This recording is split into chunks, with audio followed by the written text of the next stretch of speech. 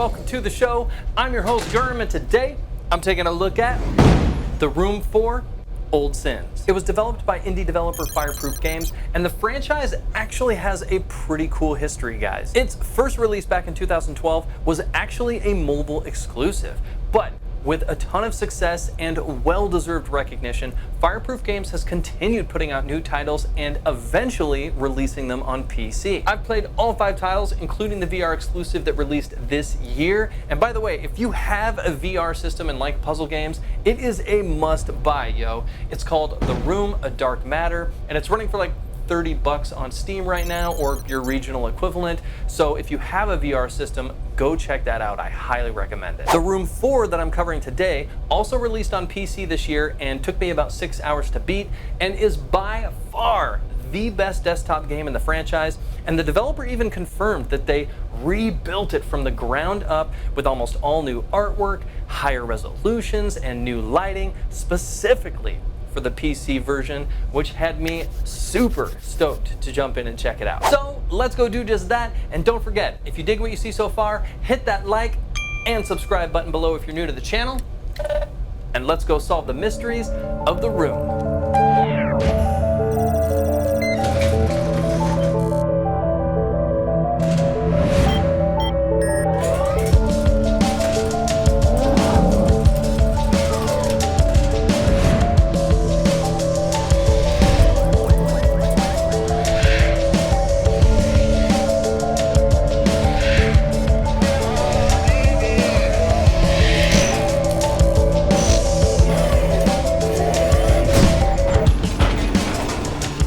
Again for joining me, guys. And before we jump in, I want to say real quick that I am intentionally going to keep this one short. Being a puzzle game that's centered wholly around keeping you constantly solving one puzzle after another, I want to show the least amount of clips as possible that will be just enough to give you a sense of what the gameplay is like without totally spoiling anything. So let's jump right in and talk about its gameplay. The Room 4 Old Sins is a casual point-and-click puzzle game that wastes no time dropping you into its world and getting you acclimated to solving its constant flow of puzzles. I use and emphasize the word flow because that's one thing I really loved about the game. Even when a puzzle had me stumped here or there, I never felt like I was straight up stuck for very long in the game. It takes place in the attic of a mansion, where you have to interact with this mysterious and otherworldly dollhouse that's a replica of the house you're in. And the dollhouse is basically one big puzzle with multiple layers of puzzles inside, where you interact with it in normal reality and then get to physically enter its rooms where you encounter its puzzles within. The cool part is, as you click around and identify what you need to interact with that will help you progress, one room might have a clue or an item in it that's needed in a completely different room, or even on the outside of the dollhouse altogether. And this aspect alone not only made for a super engaging world where every room had significance and left me searching and investigating every nook and cranny for clues that might help me somewhere else, it also created that badass flow I mentioned, where even when I was stumped for a bit on a particular puzzle, I could actively search other locations and stay engaged while I thought through how I might solve it to make progress. Oftentimes, I would find items or clues I wasn't even looking for and couldn't use at the time, but would recall or use later to solve a different puzzle. And although the puzzles aren't often very difficult, which is a minor complaint of mine, they are just challenging and creative enough to make the whole thing feel really rewarding. Speaking of creative, the developers are just so damn clever with their puzzles, guys. I was solving a plethora of different puzzles from beginning to end that either play with water flow, steam, light, or even the actual architecture of the house itself. I'd also have to reshape objects or manipulate them by looking at them from different perspectives. There were puzzles within puzzles, and you can even search using a special lens or at one point, an X-ray machine to find clues in its levels. At the end of the day, oldsins delivered some chill, imaginative, and fun puzzle solving that kept me glued to the game by ingeniously digging its hooks in over and over, by feeding me clues or items that I couldn't actually use on the current puzzles I was working on. So not only was it exciting to solve a puzzle, but I was always already stoked on how I might use an item or apply a clue to its next puzzle. I'm giving gameplay 4 out of 5 stars. Graphics are up next, and overall, oldsins is a great looking game. It's by far the best looking in the franchise for sure, and although you do get poor textures here and there and an overall lack of post-processing and shader effects that might give its world a bit more life or a more realistic look, in general, it's pretty damn good. The objects and puzzles in the game are beautifully designed with tons of detail. The world felt lived in with cool things to look at in every room, even if they weren't directly tied to a particular puzzle you had to solve.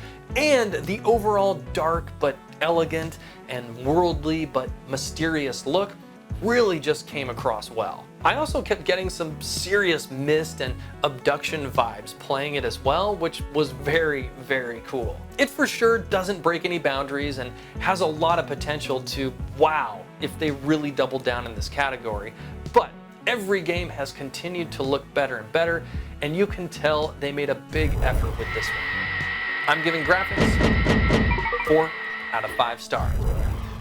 Audio's up next, and like all previous titles, oldsins sticks closely to the franchise's simplistic format when it comes to what you actually hear in the game. There's good sound effects while you're interacting with items and objects in the world or manipulating a puzzle, but outside of that, there's a lot of quiet time where you're investigating areas for clues or attempting to solve a puzzle where I thought it would have really benefited from some cool background music that either fit the decor or overall vibe of the particular room you were in. The Japanese room or Curiosity room, for instance, would have been great rooms to do something unique musically in, but sadly, they were just silent like every other room. I also thought some voice acting would have been great when interacting with the journals you find in each room. It would have been a small touch that really gave the characters and the drama that plays out some much needed life. It has an interesting and dark story that unfolds as you progress, and being able to actually hear that drama play out when reading its journals would have made it way more gripping, in my opinion. What they have in the game gets the job done, but also leaves a lot to be desired. I'm giving audio 3 out of 5 stars. Story's up next, and I'm going to keep this super brief, not just to avoid spoilers, but also because the game isn't heavy on story. You follow a struggling couple as they deal with their relationship falling apart amidst the husband losing his mind from working with this mysterious artifact called the Null. This artifact starts manipulating the couple's minds and even warping reality by using the replica dollhouse in the mansion's attic. The game begins with your character investigating the mansion sometime after the couple's tragic story occurred to try and figure out what happened and why by interacting with the dollhouse and solving its puzzles. And to be honest, I really liked the premise. It's shallow in character development and only lightly connects itself to the franchise's lore, but I did like how every room had a journal entry, like I mentioned, from either the husband or wife, detailing the degradation of their home and life together as they spent more time with the Null artifact. And there's even some light in-game cutscenes that play out as you solve some of the puzzles, which was cool. With that said though, the story is without a doubt the game's biggest weakness and was a huge missed opportunity in my opinion. I'm giving story 3 out of 5 stars. Settings are up, and being a point and click game, you're only going to be using your mouse on this one, so there's no rebinds required.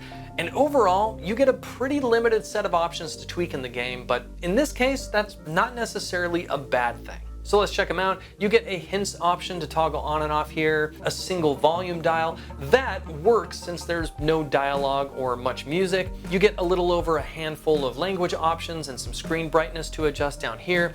And finally, let's pop into the graphics because you actually get a decent list of video and graphics options to tweak the game. It's not a demanding game, but if you need to tweak anything or want to get it running on a lower end rig, which for sure is doable, you can. So overall, I was pretty happy with the options they provided, with the only omission that I think could benefit the game being colorblind modes. Despite that though, everything was great.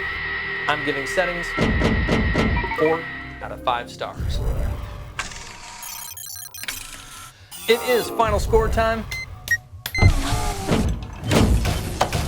The Room 4 Oldsins is an awesome puzzler that, aside from the VR exclusive that also released this year, is for sure the best in the franchise and improves on the best parts of all its previous titles. The puzzles are fun and just challenging enough to keep that really nice flow going.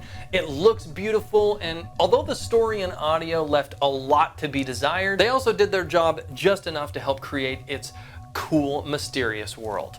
I'm giving Oldsins 4 out of 5 stars. If you are a fan of puzzle games, I highly recommend checking it out. It's a solid puzzler and it's super cheap, yo. You can get it on Steam for less than $10 US, and you'd be supporting a small indie developer that's putting out some really creative shit. Personally, I can't wait to see what they do next. They're clearly investing in the franchise in all the right places, and I hope they keep doing so because there is so much potential here. All right, that's it, yo. Thanks for joining me. Don't forget, if you're new to the channel, subscribe below, and there's gonna be a link that pops up to my Patreon here in just a second if you wanna support the channel. Even if it's for only $1, guys, I really need your support to keep this thing alive and growing. And give me a like if you enjoyed the video and leave me a comment. I would love to hear from you, and I will see you on the next Gurhm's Garage. GG.